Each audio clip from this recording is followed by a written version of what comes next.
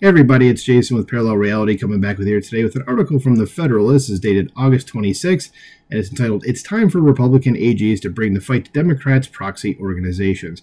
I've been saying this for a very, very, very, very long time now, and I said it on a number of other previous videos that I've made over the last almost 2 years I've been doing this, that why are they not doing this? There's got to be some sort of RICO thing that they can do, and here's the gremlin himself that's doing his damnedest to destroy the United States of America. It says the Democrats' proxy organizations have gotten off scot-free for far too long. Republican attorneys general need to change that. Correct. It says for years, Republicans have been subject to constant harassment by leftist-controlled government organizations and their proxies. Donors have had hit pieces run against them, frivolous investigations launched into their business practices, and even IRS audits. Meanwhile, Democrats and their various organizations have never faced such scrutiny. It's time for Republican attorneys general to change that. Recently, House Judiciary Committee Chairman Jim Jordan, Republican of Ohio, has led the way by shining some much-needed light on some particularly nefarious actions of woke global organizations. In particular, Jordan's Judiciary Committee has recently gone after the Global Alliance for Responsible Media, or GARM, alleging that the organization coordinated censorship efforts among its various member organizations. And I remember, I think Ben Shapiro testified in Congress against that about how it affected the Daily Wire. But let's keep going with this article. It says, last month, Jordan and the committee released an illuminating report that showcased GARM's sordid activities, which range from ordering their member organizations to pull ads from Elon Musk's X to threatening Spotify over the mere presence of Joe Rogan's popular podcast. GARM, in short, opposes anyone or anything who doesn't toe the leftist party line. The report was just the start of the House Judiciary Committee's work. They also sent letters to 40 different member organizations of GARM demanding answers to collusion concerns.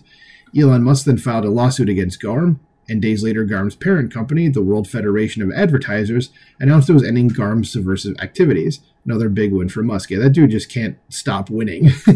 So, I guess you get to face him and his team of probably excellent lawyers. So good luck with that, people on the left.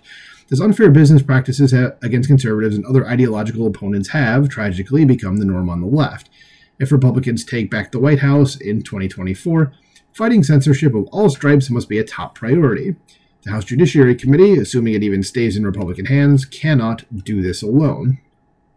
As while Jordan has done laudable work on Capitol Hill, it is now time for Republican attorneys general in the states to take up the mantle and continue to press against businesses that coerce and collude against their ideological foes. They must investigate and bring charges against these agenda-driven organizations which have acted with impunity for far too long. I wish. Please, dear God, do that. So one such example is NewsGuard. I'm sure you guys have heard this before. Tim Pool himself, if you listen to his channel, and I think you should, he's railed about NewsGuard before, and it seems pretty valid. So they are a for-profit company that works closely with governmental agencies, is dedicated to censorship, and rates news websites on trust, and they're almost never right about it. This is founded in 2018. NewsGuard's main attraction is their misinformation meter, which rates websites on a score of 1 to 100. These ratings are used to determine viability for advertisers, researchers, and more. George Washington University professor Jonathan Turley recently criticized NewsGuard in an op-ed published at The Hill. A week later, NewsGuard alerted Turley that it was going to rate his blog. Oh, see, this is what they do. It's almost like clockwork. NewsGuard threatened Turley for simply not towing the line. Exactly. So such conduct clearly threatens free speech online. House Oversight Committee Chairman James Comer, Republican of Kentucky, is investigating the organization over its influence on businesses and advertisers.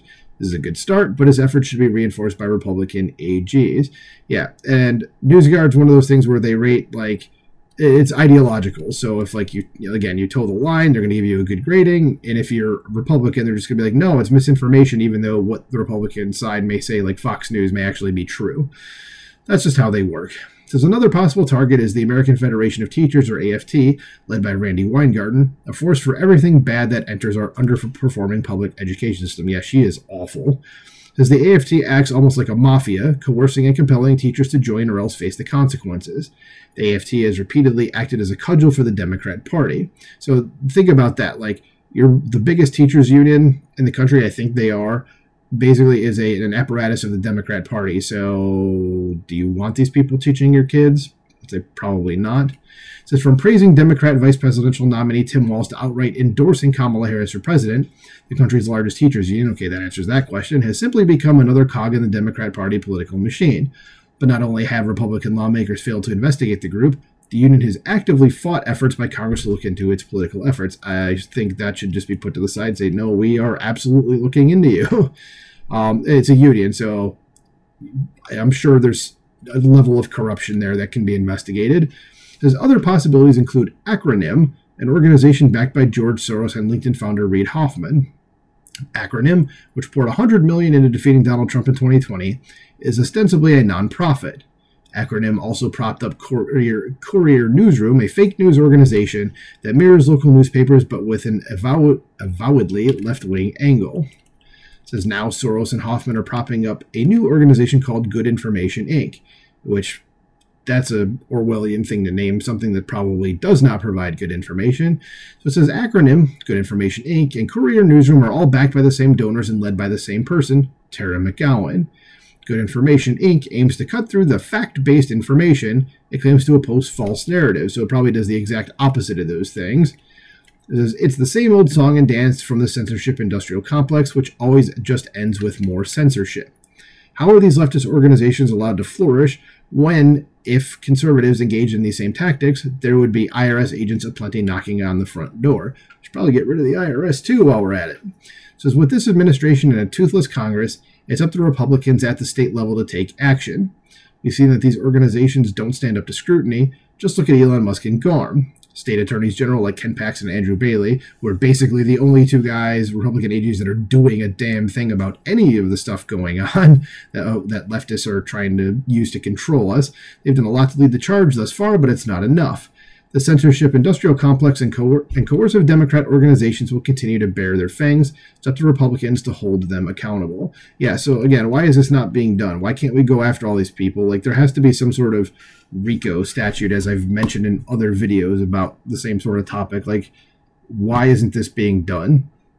Are these Republican AGs, like, paid off by some of these groups? Like, what's the story here? Like, why isn't this happening? And why is it only Ken Paxton and Andrew Bailey that are doing this? I mean, we need a little bit of help to defeat this gremlin here, who, again, is actively trying to destroy this country. Like, I'm sure there's some investigation that we can do on this guy and his organizations and get him shut down to some degree. Anyway, let me know what you think about this in the comments below. Like, share, subscribe, and I'll talk to you soon. Bye.